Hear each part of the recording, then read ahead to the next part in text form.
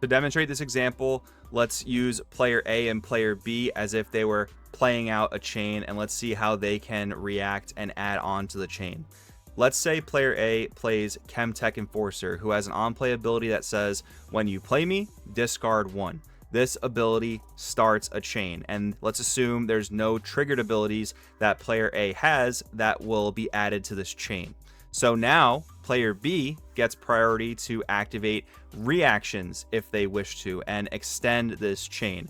So since player A played Chemtech Enforcer that had an on-play ability that started a chain, player B can play a reaction card. And importantly, reactions are the only ability speed that can be voluntarily added to a chain by a player.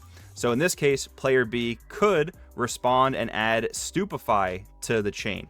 Now, since they've activated an ability, player A now gets the chance to activate any reaction that they wish to activate and add to the chain. So player A could then respond with a Stupefy of their own. Now we go back to player B to see if they want to activate any reactions, and we technically do this back and forth infinitely. Both players can infinitely drop Stupefies if they wanted to or were able to.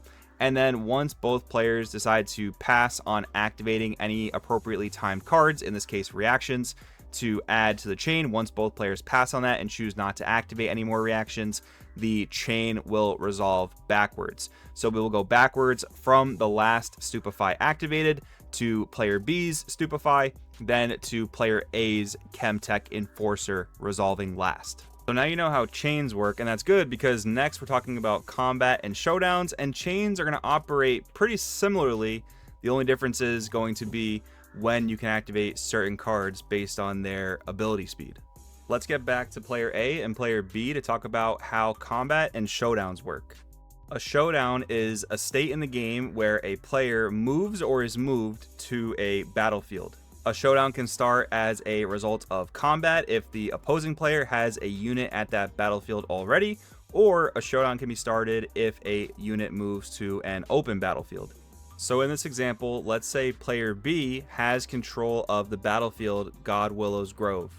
And let's say player A moves their Leona Determined from their base into this battlefield. This starts a combat and a showdown in a combat. First thing you need to do in a showdown as a result of combat is determine who the attacker is and who the defender is. The attacker is the person contesting the battlefield. The defender is the person who already had control of the battlefield. So in this example, player A is the attacker, player B is the defender. The next thing you do is activate and create a